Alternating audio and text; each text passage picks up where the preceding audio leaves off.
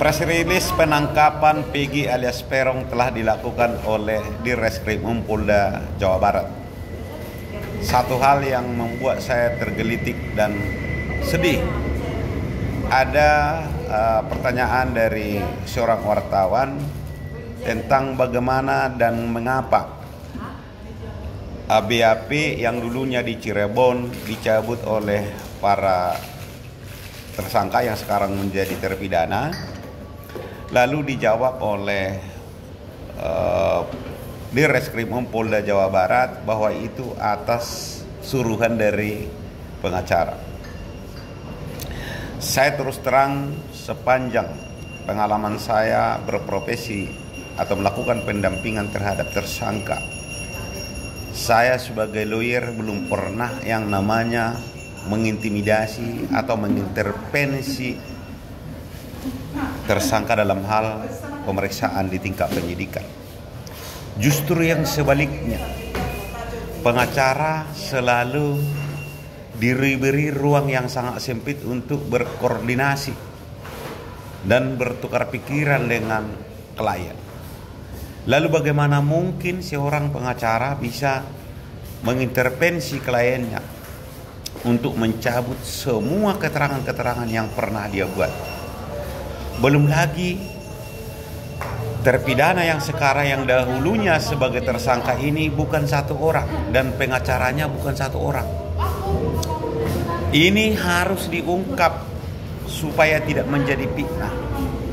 Saya sebagai lawyer, anggota dari Pradi,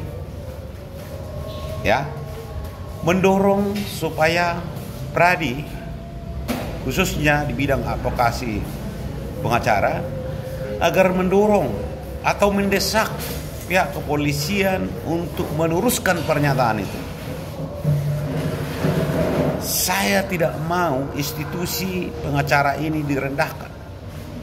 Kalau memang benar mereka melakukan intervensi dan intimidasi terhadap tersangka sehingga harus mencabut atau bahkan merekayasa BAP-nya di dalam pemeriksaan lanjutan, saya juga minta kepada organisasi agar menjatuhkan sanksi kepada advokat itu.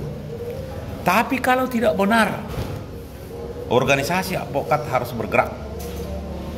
Ini tidak boleh kita diamkan, karena ini nanti akan menjadi presiden buruk dan menjadi bulan-bulanan bagi pengacara. Dan ini akan menimbulkan ketidaknyamanan kita sebagai lawyer dalam hal melakukan pendampingan, yang dimana tujuan kita adalah bagaimana perkara itu terungkap dengan benar guna tercapainya tujuan hukum itu sendiri, yaitu keadilan, kepastian, dan kemaslahatan.